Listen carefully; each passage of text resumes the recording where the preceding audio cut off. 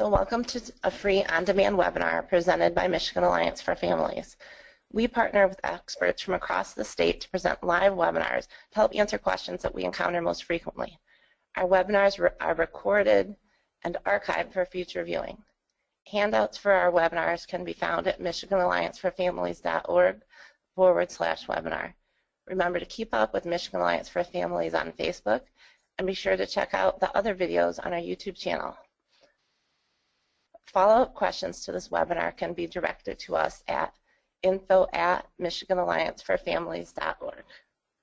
Today's webinar topic is Transition Overview with Kelly Orginski. Hi, Kelly. Hi. Good afternoon, everybody. Welcome to Transition Overview.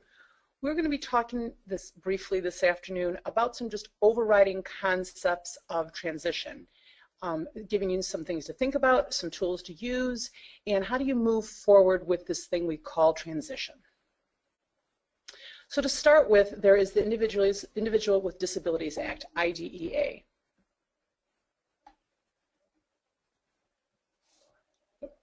It is the thing to remember when we talk about transition is that it is a coordinated set of activities for a child with a disability, and that whole coordinated set of activities looks different not only for each child, but looks different in every community, whether it's a school community or your county community. The way the coordinated set of activities is decided by the supporting agencies in the schools. Not that there shouldn't be some continuity in the way business is done, but it is about thinking about this as a coordinated set of activities. According to IDEA and Transition Services, the whole point of transition, and in Michigan, it is 18 through 26. In Michigan, we are the only state that goes through 26. So you're talking 18 to 26-ish, that age span. It is a results-oriented process focused on improving the academic functional achievement of the student with disability to facilitate the child's movement from school to post-school activities. So it's about an oriented process. And so in order to figure out what those goals are, in order to facilitate that movement, we have to think about what the results are. What are the outcomes? What does the support look like? Are we talking about 18 to 26? Or are we just talking from 18 to 19? And so how does that begin to look? It is based on the child's needs and we're talking our children, taking into account their preferences, strengths, and interests, and could include instruction, related services, community experiences, the development of employment and other post-secondary adult living objectives, and if appropriate, the acquisition of daily living skills. So there's lots of pieces that transition can be. It also talks about transition being a specially designed instruction or related services. Remember, we're talking about individual education program. Each child's program will be different. And so for some students, it might be around employment. For some students, it might be around money. For some students, it might be about community recreation opportunities. It's really looking at what the student's interests and strengths are, and then looking at how do we coordinate a set of activities through community support in order to move that child for an outcome-based results. Some of the things to think about when you're talking about transition beginning not later than the first IEP to be in effect on the child's 16th birthday. That in terms of school is when they insert the new page into your IEP. It's a form to capture what transition is. Lots of schools, if you ask, will start talking about it in that transition at 14 from like 8th to 9th grade. What are we looking at? And I'll give you some tools around how do we define those, what are the results are going to be, how do we set those goals. So 14 is not too young. It's kind of a natural place to start talking about it between 8th and 9th grade. But in what IDEA says, at 16 you're going to get a new form, a new piece of paper in your transition, in your IEP. Transition assessments related to training, education, employment, and where appropriate, independent living skills. And I think that's really important to talk about when we talk about transition assessments. We need to have baseline data about where the student is around things that involve transition. In order to have a coordinated set of activities, in order to look at support systems, we need to know where the student is around training. Is that training to become a welder? Is that training to learn to become a gardener? Education, what kind of employment skills? Are they on time? Are they ready to work? Is it specific around oil changes? What does the transition say? And when appropriate, independent living skills, what does that look like? And what exactly does the student need? It's not about people guessing that they need to be able to wipe tables and do their laundry. It's about really looking at assessments. And there are lots of assessments out there that both local schools and mostly ISDs or ESAs have. That students participate in. Some are the ones we're kind of used to. They are, have an acronym to it, and the parents do one, and the student do one, and the teachers do one. There's also ones, I've seen really cool ones, that are absolutely pictures. They'll show a picture of 2 work environments, and the student pushes the button to which one they prefer. So really it's important to talk about what assessments are and how we gain information to help guide the transition process. Transition services could also, at the very bottom when you look at number 2, include courses of study to assist the child in reaching that goal. And that's really the conversation when you talk about a course of study in terms of high school and the IEP and the EDP, Educational Development Plan, around what courses in that high school might a student need to take to help towards their transition. So is it around automotive, computers, cooking? What does a student dance, art, math? What kind of the course of study, if we have goals that are set out, what's that course of study at the end of 4 years or from 18 to 26 that we're going to have to make sure the student is ready with the outcome-oriented results? We'll talk a little bit about this, but IDEA also talks about the transfer of parental rights at the age of majority and that the schools need to let parents know that. And that's really about saying that the child's going to be 18 in this IEP and that they are their own person, and what kind of support does that look like. There's lots of conversations about alternatives to guardianship, and if you're interested in more alternatives to guardianship, we have a webinar and lots of information on our page. But the important thing to know is that when your student turns 8 within that 18 IEP, it's just a matter of asking your kid, do you want me to come to your IEP and help you? And if they say yes, you're in. It's just an adult to an adult asking who's going to be there.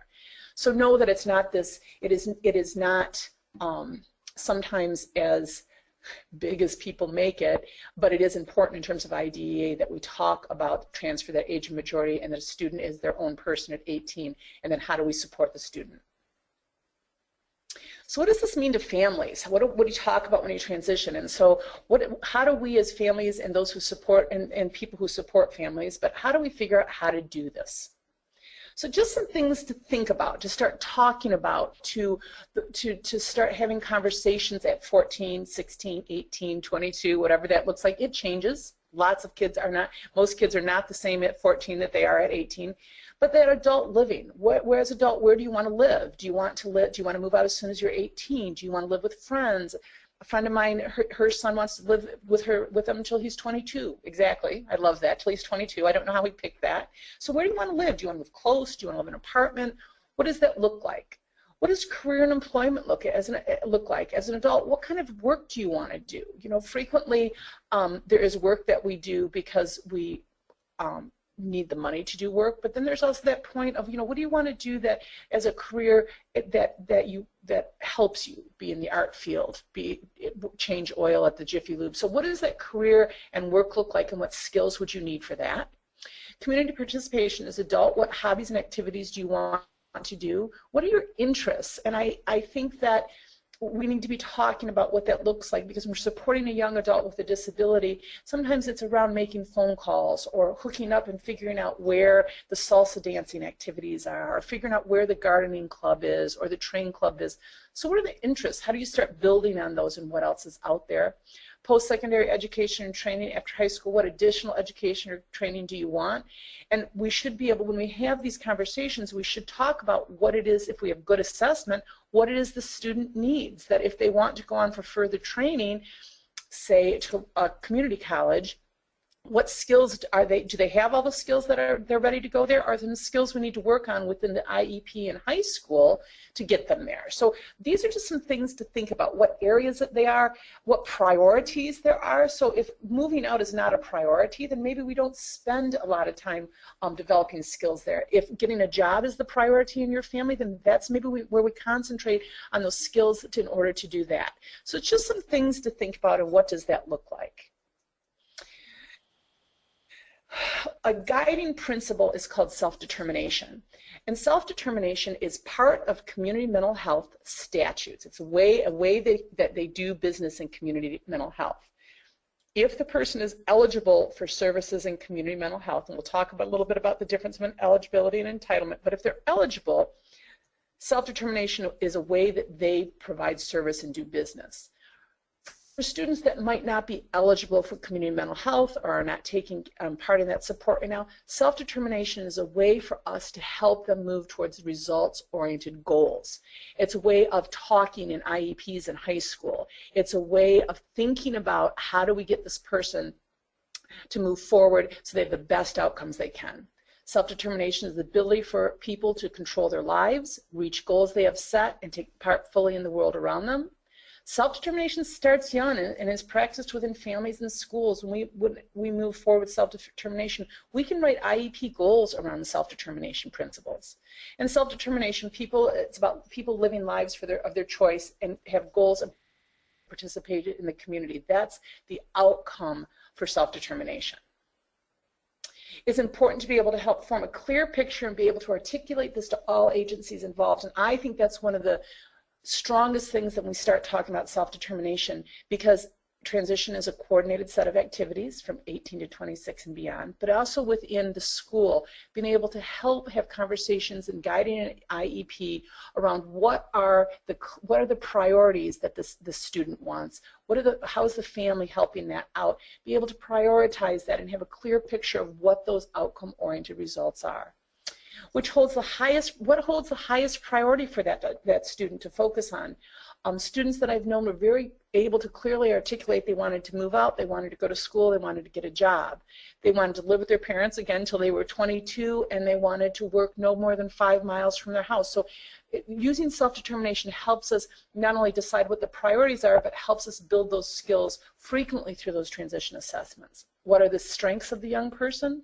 And what area is just not that important at this time? There's things like, for a long time, money was considered, money management. But, if you're talking about a student that's going to have a representative payee and technology these days with ATM cards and online banking, it could look very different than it used to be having to balance your checkbook and making sure that you had your receipts.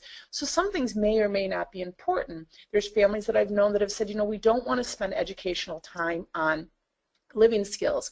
We will teach our students we'll teach our kids how to do laundry, how to make their bed, how to go grocery shopping. That's what we consider our family priority to do. And so it's important to talk about what is the clear picture of where you're moving forward with. Some of the components of self-determination are self-awareness, self-confidence, self-advocacy, and decision-making. And all of those we can write IEP goals for. We can help young people understand around self-awareness. Self-confidence, we all know self-confidence is kind of a spectrum. Some people are more self-confident than others.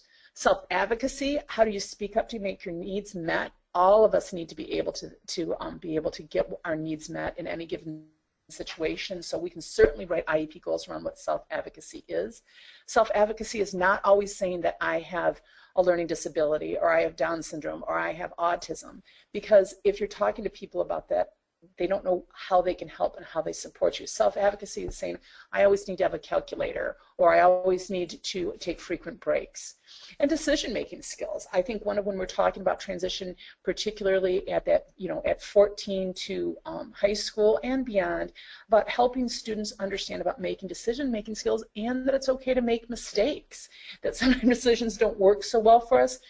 And when you have support around you, making mistakes is good, but you've got people to support so they're not such big mistakes. So, how do you know that's a good, how's that working for you? And what else might you need to do next time? Being able to perform as independently as possible. None of us are independent. All of us have people who support us in our lives, both paid people, such as people who cut our hair or do our taxes or mow our lawn.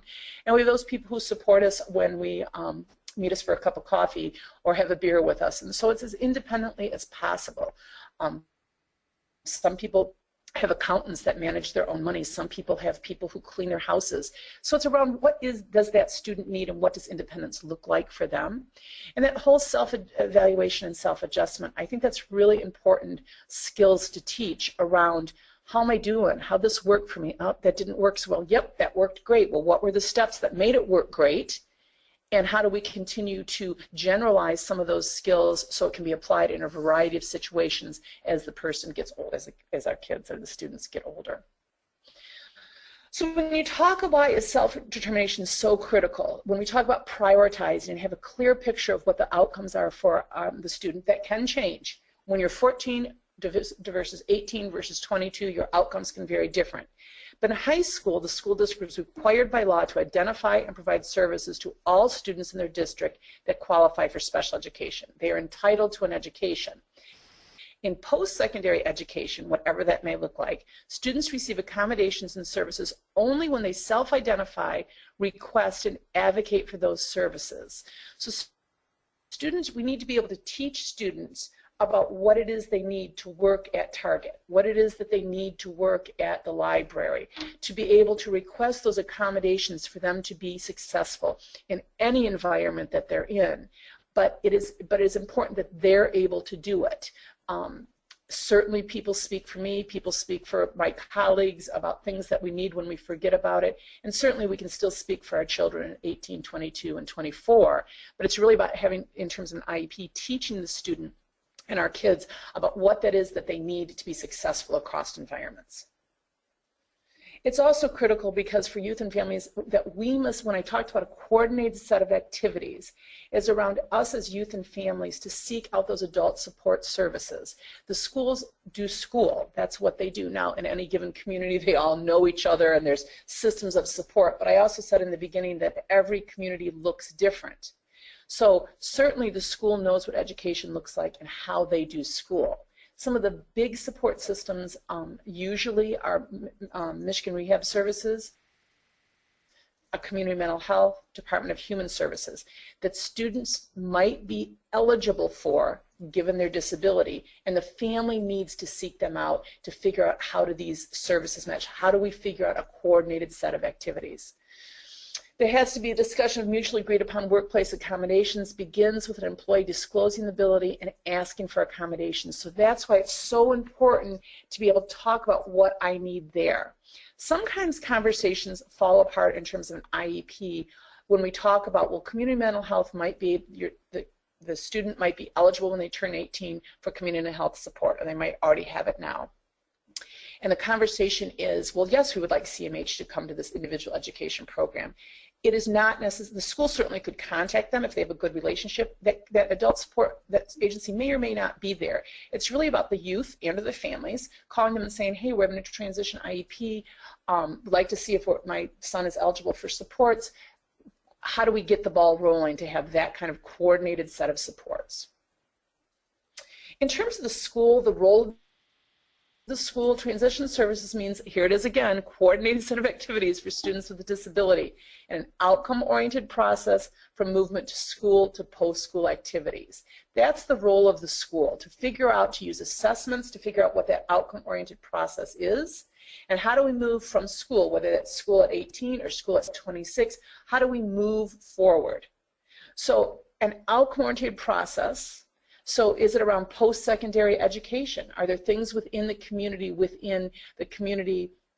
from 18 to 26 that there's education provided usually by ISDs or ESAs? Is there support to get to get some more education around oil changes or around flower arrangement or around computer skills or around working at the local bakery? Is it around vocational training? Is it around very specific around welding or I can't even think, vocational training, car maintenance? Is it very specific in terms of vocational training? Is it about integrated employment, which includes supported employment? So what does that look like? Does the student need some support in their actual job, and how does that happen? Is it around continuing in adult education? Is there a very specific skill that you might be able to pick up at the Michigan State Extension Office around gardening? So is it something very specific? Around adult services, independent living, and community participation. Schools, when you talk about the role, it's a coordinated set of activities, outpouring process for all 5 of these. No one student with an IEP could ever have all of these in one IEP for 1 year. It's around figuring out what the assessments say, what the priorities are, what are the strengths of the child, and then figuring out how do we put those supports and services in place, and what does that look like. And it's also based on the individual student's needs, taking into account the student's preference and interests. And I think sometimes this is lost in transition. I think that was a movie. But I do think this is lost in transition, and I've seen this happen many times, where communities, schools in particular, high schools, work within the community and they slot their kids. They work with the hardware store and the local bakery and the McDonald's and the grocery store, and a kid will do 8 weeks at each place. May or may not be outcome-oriented results, may or may not be gathering data around what the student needs to work at each of these places, may or may not have asked the student, are they even interested in working at any of these places.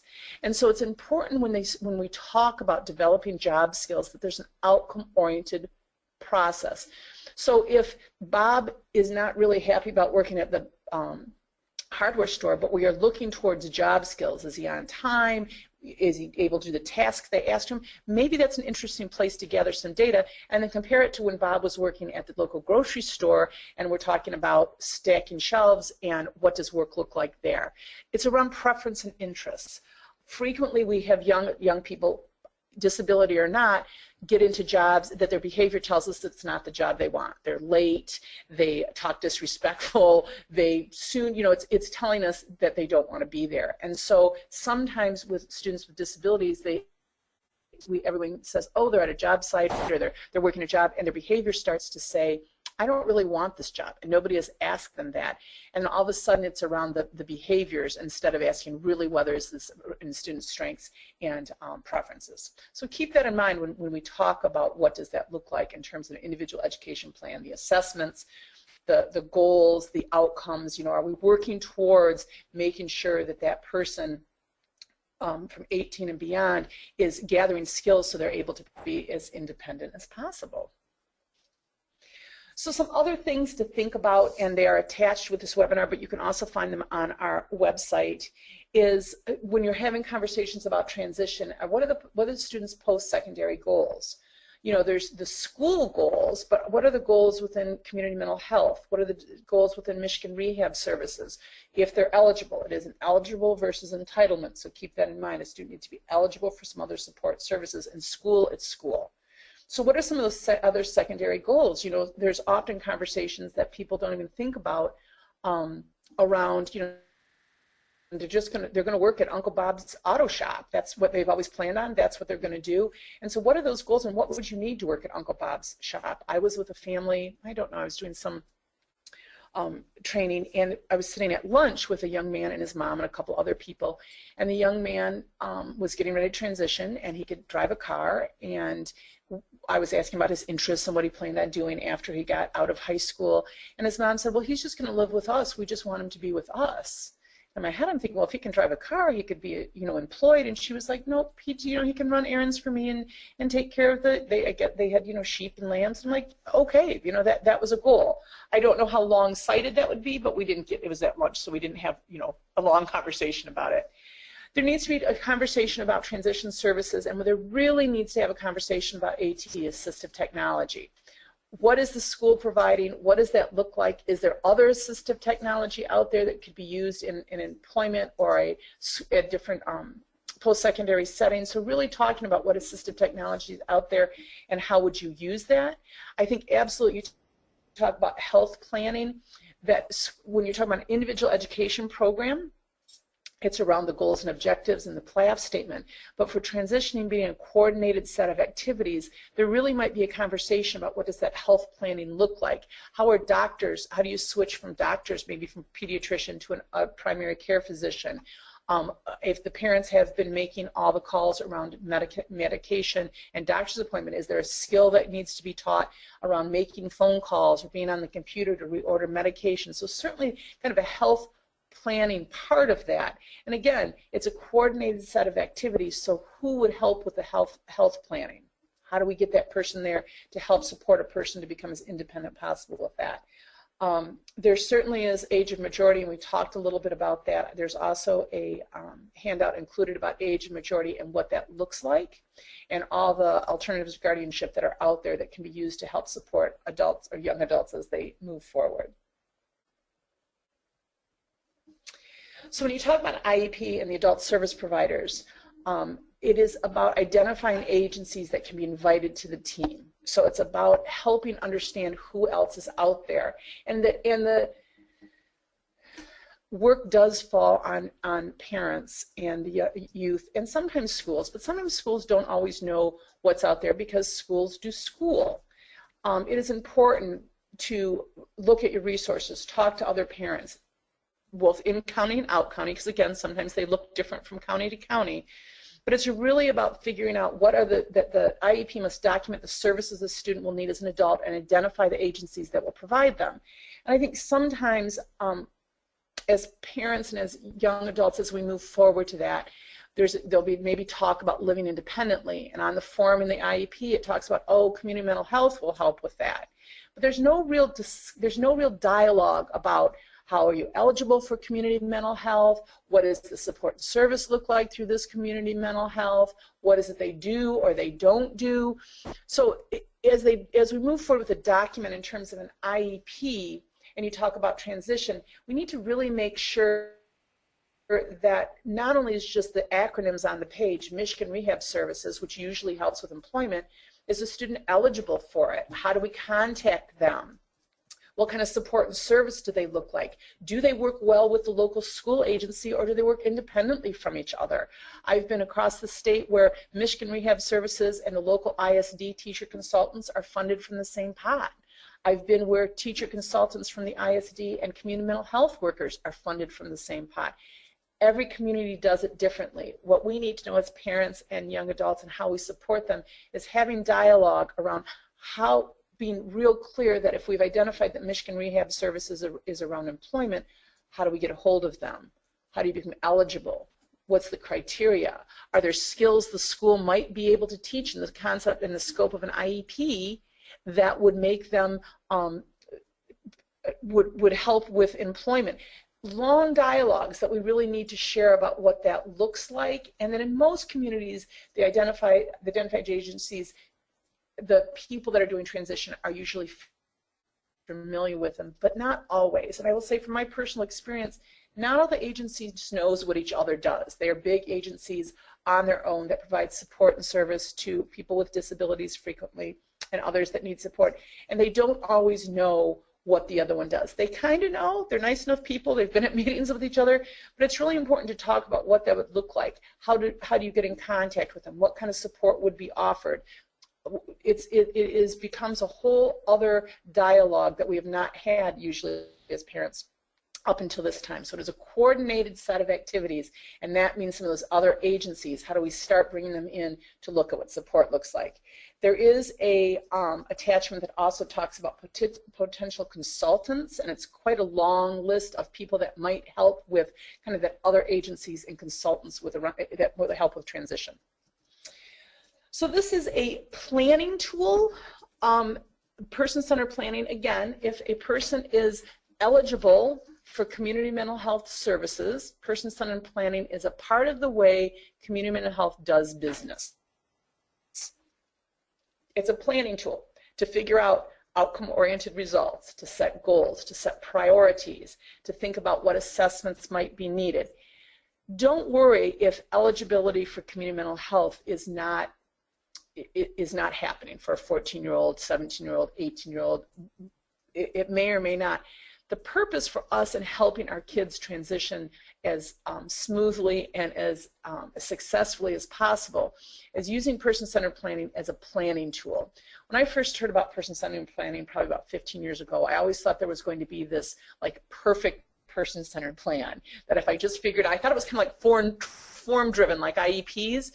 No, it's really a planning tool. There's lots of them out there. You certainly should absolutely go to our website or Google person-centered planning. There's a ton of them out there. Different tools appeal to different people. And so you can use these in your IEP. You could do a person-centered plan with friends and family and then take the results to the IEP. you can use them in lots of different ways. They can be graphic, they can be written. I've done person-centered plans where grandma and grandpa Skyped in so they could see what was going on and we had their faces there. So it's figuring out what we're planning for that student and what's the best place to have it. I've had lots of experiences when young adults, children, because there are kids, when they're 18 and receive services through 26, where those kinds of support, whether it's the ISD ESAs or Michigan Rehab or community mental health that may not be involved yet but might provide support, they're really happy to see a person-centered plan. They're really happy to see a planning tool that helps prioritize and figure out where this young person's going. It helps a youth to figure out where they want to live and what do you need to live there. I did a person-centered plan with a friend of mine's son when he was 8, and he wanted to live in a 13-story building with a glass elevator on the outside next to some railroad tracks. How can you not love that? Oh, and with all men. He was not having anything to do living with any more sisters. He was done with his sisters. And so at 8, his mom was looking at it, okay, being next to railroad tracks, he had a very much of an interest in railroads, and that he wanted to obviously live not in a house but in an apartment. She wasn't sure how she was going to make the whole glass elevator thing work for him, but figuring out what that looked like. For other families, it is part of their family culture that kids stay with them until they get married. So figuring out where they want to live, and then what skills do you need? So if you're going to be moving out, another young man I knew, moving out was the priority. So what did you need? You needed to figure out a place to rent. You needed support figuring out the rental agreement, figuring out who to call to turn on the electricity, who to call to get cable, who was paying the bills, what did grocery shopping look like, what did cleaning look like? What did that all look like to live on their own with a roommate or without a roommate. So figuring out where to live and what skills that would look like. And it might not be a priority. Person-centered planning can also help make decisions regarding jobs and education. And so, is there further education, and not just traditional education in terms of K-26, 18-26, high school, but is there specific education a student might need around a specific job skill? And what would that look like? And then what about jobs? Figuring out what jobs you want or don't want. All of us, every single one of us I know of has had a job that you hated. Mine, I worked at a brand name steakhouse after my freshman year of college. It was the worst job I ever had, but I needed money. And so there is that thought about, well, I can do this job because I need to pay my bills while I'm working on something else. And so talking about is that really where they want to be? I also know people who have worked the same job for 45 years, and that's kind of where they want to be. So talking about what decisions regarding education and jobs, what does that look like? A job in the community, or gain skills in this community because they want to move to Lansing or to Grand Rapids, and what do the jobs look like there? To create support, person-centered planning helps people figure out what support is out there, both paid support and natural supports. Who's in the family to figure that out? Another friend of mine, family that I know, the parents had it pretty much figured out. He was the youngest of quite a few kids, and they had this figured out what day-to-day support would look like. But as he got older, several of the aunts had asked what could they do, how could they help. He didn't drive, so transportation was the issue, and I thought that the mom would say, well, can you help with transportation? And she said, if you could just come and take him for a weekend every once in a while, just to give us a break, just to and he wasn't like it was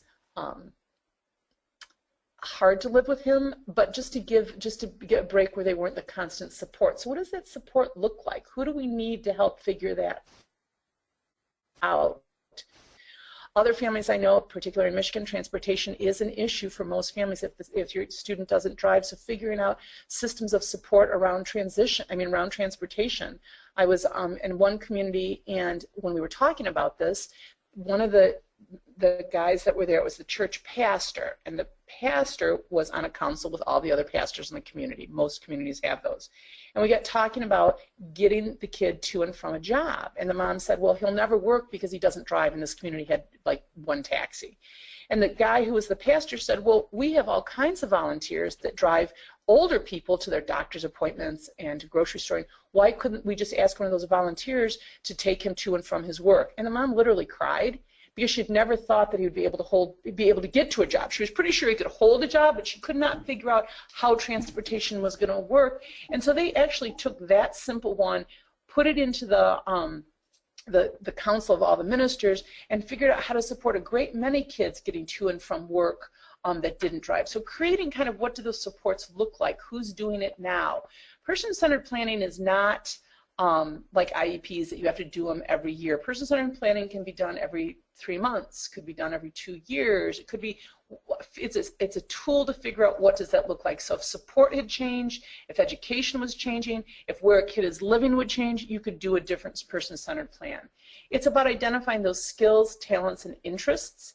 It's a kind of a party with a purpose. It's about focusing on what that person's skills, talents, and interests are, because we can build from there. Very few of us work in jobs that we hate, or if we're working in jobs that we hate, we have some kind of outside interest. So you might work at a job that you don't particularly care about, but you want to be able to play your music every Friday and Saturday night at the local venues. And so you're okay doing this job because it gives me the ability to be able to play my music on the weekends. So what are those skills, talents, and interests, in making sure that they're identified and supported and built on? Person-centered plan helps us figure that out.